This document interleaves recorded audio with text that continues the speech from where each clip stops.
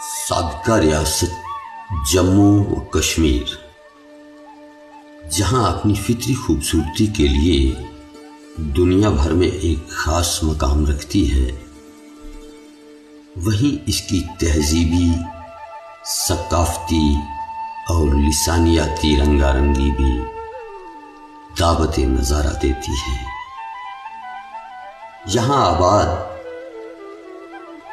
قبائل اپنے انوکھے طرز حیات کی وجہ سے کافی دلچسپ حقائق اپنے اندر سمیٹے ہوئے ہیں۔ خطۂ پیر پنچال ہو یا کیرن کرناہ کے بلند و بالا پہاڑی سلسلے، یہ لوگ کثیر تعداد میں اپنے تہذیبی اور ثقافتی ورثے کے ساتھ آباد ہیں۔ ان میں پہاڑی، گجر اور بکروال شانہ بشانہ کھڑے نظر آتے ہیں۔ مشہور انگریز سیاح فریڈرک ڈریو نے اپنی کتاب the northern barrier of India میں پہاڑی لوگوں کو مضبوط، محنتی اور چلبلی طبیعت والے قرار دیا ہے۔ پہاڑوں کی بلند و بالا چوٹیاں ہوں یا ان کے دامن میں پھیلی چھوٹی چھوٹی خوبصورت وادیاں ہوں، ان لوگوں کی زندگی انہی میں رواں دواں رہتی ہے۔ پتھر اور گارے کی بنی دیواروں پر لکڑی کے لٹھے اور بالے ڈال کر یہ اپنے مکان تعمیر کرتے ہیں، جن میں یہ خود بھی رہتے ہیں اور اپنے مویشی بھی رکھتے ہیں۔ یہ گھر عموماً سردیوں کے موسم میں استعمال میں لائے جاتے ہیں۔ گرمیوں کے موسم کی آمد کے ساتھ ہی یہ بالائی علاقوں میں چلے جاتے ہیں، جہاں خوبصورت چراگاہیں اور سبززار ان کا استقبال کرتے دکھائی دیتے ہیں۔ یہاں ان کے مکان چھپر نما ہوتے ہیں، جو کافی عارضی انداز کی نشاندہی کرتے ہیں۔ مویشی کھلی چراگاہوں میں چھوڑ دیے جاتے ہیں اور اس طرح یہ موسم گزارا جاتا ہے۔ سخت ترین زندگی کے بیچ کچھ لمحات فرصت کے بھی نصیب ہوتے ہیں۔ یہ لمحات اپنے مخصوص کھیلوں کے ساتھ دل بہلاوے کے لیے استعمال ہوتے ہیں۔ چیکولی کے چکر، زور آزمائی میں بہنی بوگدر اور ایسا بہت کچھ دیکھنے لائق ہوتا ہے۔ دل بہلاوے کے بھی کئی طریقے ہیں۔ بھینسیں لڑانے، مرغے لڑانے، بھیڑو لڑانے، اس کے لیے تو بس سب کام چھوڑ دیے جاتے ہیں۔ بہت سے لوگ ایک جگہ اکٹھا ہو کر اپنی محنت اور طاقت کا مظاہرہ جانوروں کے پالن پوشن کی شکل میں کرتے ہیں۔ جس گروہ کا بھینسا، مرغا یا بھیڑو جیت جاتا ہے، اس کی خوشی کا تو کوئی شمار نہیں کیا جا سکتا۔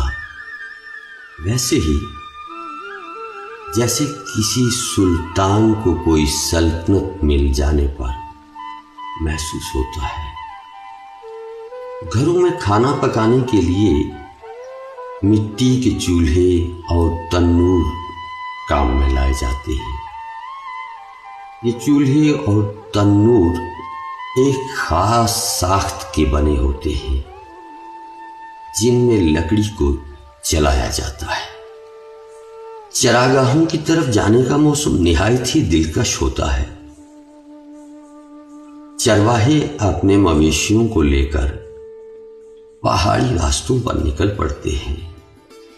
قطار در قطار یہ لوگ اس سلسلے کو عبور کرتے ہوئے اپنی منزلوں کی طرف بڑھتے ہیں۔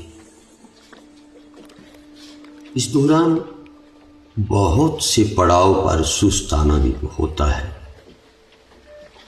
اور سستاتے ہوئے کچھ خاص گیت بھی گائے جا سکتے ہیں جنہیں سی حرفی کہا جاتا ہے۔ اسی طرح سرما شروع ہونے پر واپسی کا سفر بھی ہوتا ہے اور سخت ترین سردی کا مقابلہ کرنے کے لیے پہلے سے ہی انتظام کیا جاتا ہے۔ گھاس کٹائی کر کے اسے سکھا کر اور باندھ کر ایک جگہ اکٹھا کیا جاتا ہے تاکہ خشک موسم میں جانوروں کو کھانا مہیا کیا جا سکے۔ اپنے لیے کھانا بھی اکٹھا کیا جاتا ہے۔ یہ مختلف فصلوں کی شکل میں بیج نکال کر گھروں میں رکھ دیے جاتے ہیں۔ اس میں دان، مکی اور گیہوں وغیرہ خاص طور پر قابل ذکر ہے۔ شادیاں بیاہ بھی کافی دلچسپ ہوتے ہیں۔ روایتی ڈھول، لوک گیت پہاڑی اور گوجری زبانوں میں سننے کو ملتے ہیں۔ سٹھنیاں، ٹپے وغیرہ اکثر گائے جاتے ہیں۔ پیشے کے لحاظ سے یہ لوگ کھیتی باڑی کرتے ہیں۔ مقامی دستکاری سے بنی ہل چھوٹے چھوٹے کھیتوں میں بیلوں کے پیچھے جوت دی جاتی ہے۔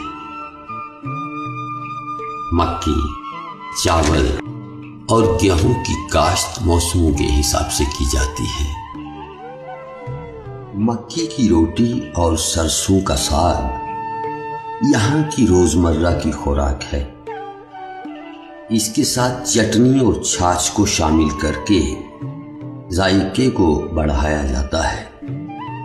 روایتی چکیوں سے یہ آٹا نکالا جاتا ہے۔ یہ چکیاں پانی سے چلتی ہیں۔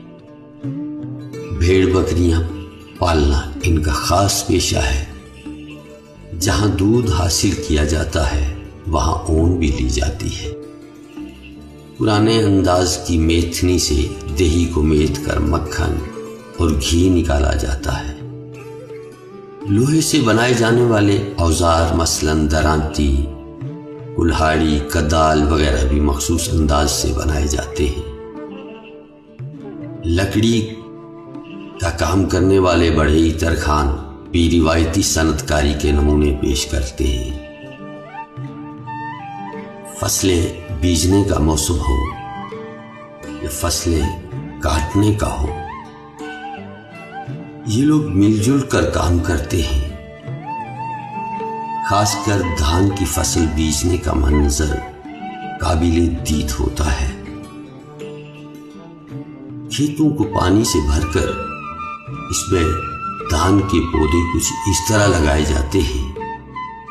اسی طرح گھاس کٹائی کے وقت بھی ایک خاص انداز دیکھنے کو ملتا ہے۔ گھاس کے کسی میدان کو مل کر اس طریقے سے کاٹا جاتا ہے، بہت انوکھا منظر سامنے آتا ہے۔ اسے لیتری کہتے ہیں۔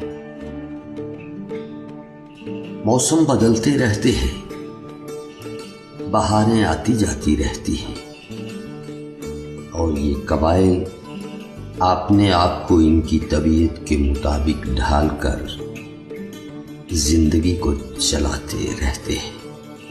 فطرت کے مقاصد کی کرتا ہے نگہبانی، وہ بندہ صحرائی یا مرد کوہستانی۔